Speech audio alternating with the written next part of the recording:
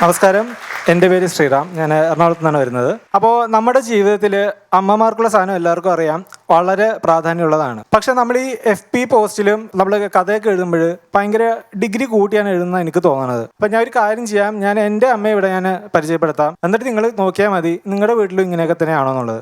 ഇപ്പോൾ KGF സിനിമയിലെ അമ്മയ്ക്ക് ശേഷം പ്രപഞ്ചത്തിലെ ഏറ്റവും വലിയ പോരാളിയാണ് എൻ്റെ അമ്മ. പക്ഷെ ആ പോരാളിയുടെ പോര് മുഴുവനും എൻ്റെ നെഞ്ചത്താണ് വീഴുന്നത്.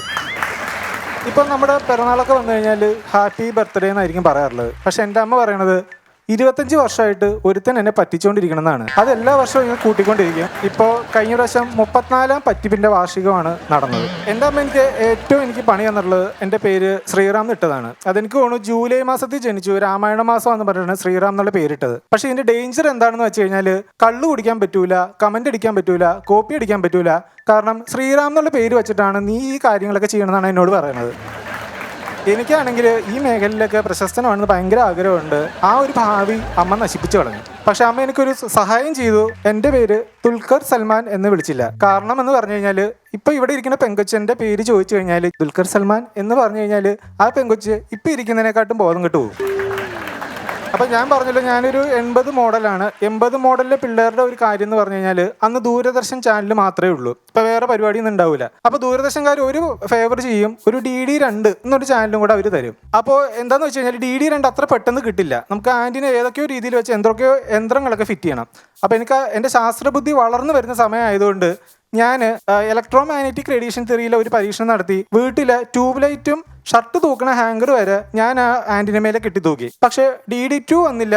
പകരം എൻ്റെ അമ്മ കരണക്കുട്ടിക്ക് 2 തന്നു. അതോടുകൂടി എൻ്റെ ശാസ്ത്രജ്ഞൻ അതോടുകൂടി അന്തരിക്കുകയാണ് അവിടെ ഉണ്ടായത്. പിന്നെ എനിക്ക് ഭയങ്കര ക്രേസ് ആയിരുന്നു ഈ ഹിന്ദി പാട്ട് കാണുക. കാരണം പണ്ടൊന്നും കളർ പാട്ട് കാണാൻ വലിയ പാടാണ്. MTV ഒന്നും ഉണ്ടായിരുന്നില്ല അന്ന്. അപ്പോൾ ചിത്രഹാർ മാത്രമേ ഉള്ളൂ. ചിത്രഹാറിലെ ഒരു പാട്ട് എന്നെ ഭയങ്കരമായിട്ട് അങ്ങ് ആകർഷിച്ചു. അത് ചോളിക്കെ പീച്ചെ ക്യാ ഹേ എന്നുള്ളൊരു പാട്ടായിരുന്നു.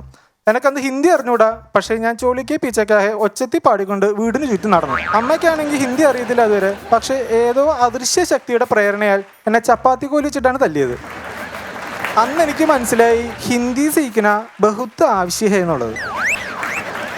അപ്പോൾ നമുക്ക് വേറൊരു എൻ്റർടൈൻമെൻറ്റ് ഉള്ളതെന്ന് പറഞ്ഞു കഴിഞ്ഞാൽ ക്രിക്കറ്റാണ്. TV-യിൽ ക്രിക്കറ്റ് വരിക എന്നുള്ളതാണ്. പക്ഷേ TV-യിൽ ക്രിക്കറ്റ് വന്നാലൊരു കുഴപ്പമെന്ന് പറയുന്നത് ക്രിക്കറ്റിലെ കമൻട്രിയെക്കാട്ടും എൻ്റെ അമ്മയുടെ കമൻട്രി അങ്ങ് തുടങ്ങും. ആ അമ്മയുടെ കമൻട്രി കേട്ട് കഴിഞ്ഞാൽ സച്ചിൻ ബാറ്റ് വെച്ചിട്ട് ഇറങ്ങി പോകുന്നത് എനിക്ക് ഭയങ്കര പേടിയായിരുന്നു. അതിന് ഭയങ്കര റിസ്ക്കാണ് സാധനം. ക്രിക്കറ്റ് കണ്ട ഉടനെ അമ്മ വിളിച്ചപ്പാടാവും. അമ്മയുടെ ഡയലോഗ് ഇങ്ങനെ ആയിരിക്കും: നീ ഇത് മാത്രം കണ്ടിരുന്നാൽ മതിയടാ, നീ ഒന്നും പഠിക്കണ്ട, നീ ഇങ്ങനെ നടന്നോ, നീ ഇവന്മാരെ കളി കണ്ടു കഴിഞ്ഞാൽ ഇവന്മാർ നിനക്ക് കാശ് കൊണ്ട് തരുന്നത്. പക്ഷേ എനിക്ക് ആ ലോജിക്ക് പിടികിട്ടിയില്ല. കാരണം അമ്മ സ്ഥിരമായിട്ട് കാണുന്ന മാനസി സീരിയലിൻ്റെ സംവിധായകൻ മധു മോഹൻ അമ്മയ്ക്ക് DD ഒന്നും അയച്ചു കൊടുക്കണേ ഞാൻ കണ്ടിട്ടില്ല. നമ്മൾ പിള്ളേർ ഏറ്റവും കൂടുതൽ കഷ്ടപ്പെടുന്ന ഒരു സാധനമാണ് ഈ ട്രിപ്പിന് പെർമിഷൻ ചോദിക്കുക എന്നുള്ളത്.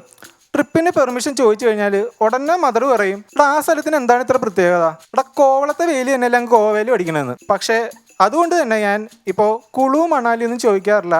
കാരണം എൻ്റെ അമ്മ വേണമെങ്കിൽ ഫ്രീസർ തുറന്നിട്ട് പറയും, ഇവിടെ ഈ ഐസ് തന്നെയല്ല അങ്ങ് കുളു മണാലി ഉള്ള, നീ എന്തിനാപ്പം അങ്ങോട്ട് പോകണമെന്നുള്ളത്. നമുക്കിപ്പോൾ ഒരു ടെക്നോളജി ഉണ്ട്, QR കോഡ് സ്കാനിങ് എന്ന് പറഞ്ഞിട്ട്. അപ്പോൾ QR കോഡ് ചെയ്ത് കഴിഞ്ഞാൽ നമുക്ക് പേയ്മെൻ്റ് ഒക്കെ അടയ്ക്കാം. അതുപോലെ തന്നെയാണ് QR കോഡ് സ്കാൻ ചെയ്ത് കഴിഞ്ഞാൽ ഓഡിയോ കേൾക്കാൻ പറ്റും, പുസ്തകമൊക്കെ നമുക്ക് കേൾക്കാൻ പറ്റും. ഈ ടെക്നോളജി ഞാൻ ആദ്യം കണ്ടത് എൻ്റെ അമ്മയിലാണ്. കാരണം സ്കൂളിൽ നിന്ന് പ്രോഗ്രസ് കാർഡ് കിട്ടുമ്പം ഞാൻ ചുമ്മാ ഇങ്ങനെ ഒന്ന് കാണിച്ചാൽ മതി, അപ്പോഴേ ഓഡിയോ അങ്ങ് പ്ലേ ആവും. അപ്പോഴേ ഡയലോഗ് വരും, നിന്നെ ഞാൻ എന്തിനാടാ കഷ്ടപ്പെട്ട് പഠിക്കാൻ വിട്ടേക്കണത്, ഞാൻ ഈ പഠന പാഠം നിനക്ക് കണ്ടുകൂടെ എന്നുള്ളത്. എന്നിട്ടും പഴയ ഡയലോഗ് വിടും, ഞാൻ ഈ തോടും മലയും കാടും ഒക്കെ കയറിയാണ് ഞാനും പഠിച്ചിട്ടുള്ളത്, എന്നിട്ട് കണ്ടാന്നുള്ളത്. അമ്മയുടെ ഡയലോഗ് കേട്ടാൽ തോന്നും അമ്മ ഏതോ ഹിമാലയത്തിൽ ട്രക്കിങ് പോയെന്നാണ്.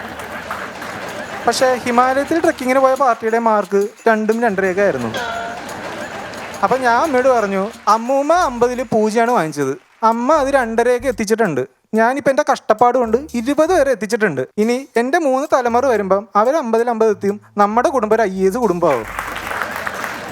പക്ഷേ ഞാൻ എൻ്റെ അമ്മയല്ല കുറ്റം പറയണത്, അത് കഴിഞ്ഞിട്ട് വന്ന അമ്മമാരും ഈ ഒരു കാറ്റഗറിയാണ്. എൻ്റെ കൂടെ പഠിച്ച ഒരു കൊച്ച്, പുള്ളിക്കാരിയുടെ മോള് സ്കൂളിൽ കോൺസെൻട്രേറ്റ് ചെയ്യില്ല എന്ന് പറഞ്ഞിട്ട് എന്നോട് ഭയങ്കര കംപ്ലൈൻറ്റ്. അപ്പം ഞാൻ ആലോചിച്ചു, 10ാം ക്ലാസ്സിൽ പാനിപ്പട്ട് യുദ്ധം പഠിപ്പിക്കുമ്പം പക്കാവട കുറിച്ചുകൊണ്ടിരുന്നതിന് ടീച്ചർ പൊക്കിയ പക്കാവട പാറുവാണ് അവളുടെ കൊച്ചി ഇപ്പം കോൺസെൻട്രേറ്റ് ചെയ്യില്ലെന്ന് പറഞ്ഞിട്ട് എൻ്റെ അടുത്ത് പരാതി പറയണത്. പിന്നെ ഉള്ളൊരു സംഭവം എന്ന് പറഞ്ഞു കഴിഞ്ഞാൽ ഈ വെർച്വൽ റിയാലിറ്റി എന്നുള്ള സാധനമാണ്. ഇപ്പോൾ വെർച്വൽ റിയാലിറ്റിയുടെ പ്രത്യേകത എന്ന് പറയുന്നത് നമ്മുടെ അടുത്ത് ഈ സാധനം ഉണ്ടാവില്ല, പക്ഷെ നമുക്കത് തോന്നും. ഇപ്പൊ അതിനൊരു കണ്ണാടിയൊക്കെ കിട്ടും. കണ്ണാടി കിട്ടിയ ഈ സാധനം നമ്മുടെ അടുത്തുണ്ടെന്ന് തോന്നും. ഈ ടെക്നോളജി ആദ്യമായിട്ട് ഇൻട്രൊഡ്യൂസ് ചെയ്തത് എൻ്റെ അമ്മയാണ്. കാരണം പണ്ട് ടി വിയിൽ കുക്കറി ഷോ ഉണ്ടായിരുന്നു. അപ്പൊ എൻ്റെ വീട്ടില് ചോറ് വെക്കുമ്പം കറി ഇല്ലെങ്കിൽ പുള്ളിക്കാരി ഈ TV ചാനൽ ഓൺ ചെയ്യും, എന്നിട്ട് ചോറിങ് എടുത്തു തരും, അതിലെ കറി കൂട്ടി ഞങ്ങൾ കഴിക്കും. അതാണ് ഞങ്ങളുടെ വിർച്വൽ റിയാലിറ്റിയുടെ ആദ്യത്തെ എപ്പിസോഡ്. ഇപ്പോൾ ആൺപിള്ളേർക്ക് പ്രത്യേകിച്ച് അറിയാം, ചെറുതിലായിരിക്കുമ്പോൾ ആൺപിള്ളേരുടെ ഹെയർ സ്റ്റൈൽ ഏകദേശം പറ്റ അങ്ങ് വെട്ടിക്കും. പിന്നെ അടുത്ത സ്റ്റേജ് മുട്ട മാത്രമേ ഉള്ളൂ, അതിന് തൊട്ടുള്ള പറ്റയാണ്. അപ്പോൾ കുറേ കാലമായിട്ട് ഇങ്ങനെ പോയി വന്നപ്പോൾ എനിക്കൊരു ആഗ്രഹം. ഞാൻ അമ്മയോട് പറഞ്ഞു, അമ്മ ക്രൂ കട്ട്, മഷ്റൂം കട്ട് തുടങ്ങിയ പലതരം കട്ടുകൾ ഇറങ്ങിയിട്ടുണ്ട്, ഞാൻ എൻ്റെ തലയിലൊന്ന് പരീക്ഷിച്ചോട്ടെ എന്ന്. അപ്പം തന്നെ ഡയലോഗ് വന്നു, നീ ഇപ്പോൾ വളരെ ചെറുതാണ്, നീ വലുതായിട്ട് വേണമെങ്കിൽ ഈ കട്ടൊക്കെ പരീക്ഷിച്ചോളാൻ. വർഷങ്ങൾ കഴിഞ്ഞു, എൻ്റെ തലയിലിരുന്ന് മുടിക്ക് അവിടെ ഇരുന്ന് ബോറടിച്ചതുകൊണ്ട് അത് പതുക്കെ താടിയിലേക്ക് അങ്ങ് ഷിഫ്റ്റായി പൊസിഷൻ. ഇപ്പം നോക്കിക്കഴിഞ്ഞാൽ ഞാൻ ബാർബർ ഷോപ്പിൽ പോകുമ്പം അവിടുത്തെ ഹിന്ദി ചേട്ടൻ എന്നോട് ഇങ്ങനെ ദയനീയമായിട്ട് നോക്കും. എന്നിട്ട് പറയും, സർ ആപ്കെ തലേമേ ക്യാ കർനാ ഹേ എന്നുള്ളത്. ഞാൻ വളർന്നു വലുതായി എന്നുള്ള ബോധം അമ്മയ്ക്ക് വന്നു. ഇപ്പം അമ്മ എന്നോട് പറയും, എടാ നീ പറഞ്ഞ മറ്റേ ക്രൂ കട്ടും മഷ്റൂം കട്ടൊക്കെ ഇപ്പം പരീക്ഷിച്ചോളാൻ. ഞാൻ പറഞ്ഞു, മദർ ഇപ്പം എൻ്റെ തലയിൽ ഒരു കട്ടും പരീക്ഷിക്കാൻ പറ്റൂല, വേണമെങ്കിൽ സ്കെച്ച് പെൻ എടുത്ത് വേണമെങ്കിൽ 2 ടാറ്റൂ പടം വേണമെങ്കിൽ വരച്ചോളം പറഞ്ഞു. KGF സിനിമയിലെ അമ്മയ്ക്ക് ശേഷം ഈ പ്രപഞ്ചം കണ്ട ഏറ്റവും വലിയ പോരാളി തന്നെയാണ് എൻ്റെ അമ്മ. എനിക്കറിഞ്ഞൂടാ എൻ്റെ അമ്മയെ പോലെയാണോ നിങ്ങളുടെയൊക്കെ അമ്മമാരെന്നും. Thank you.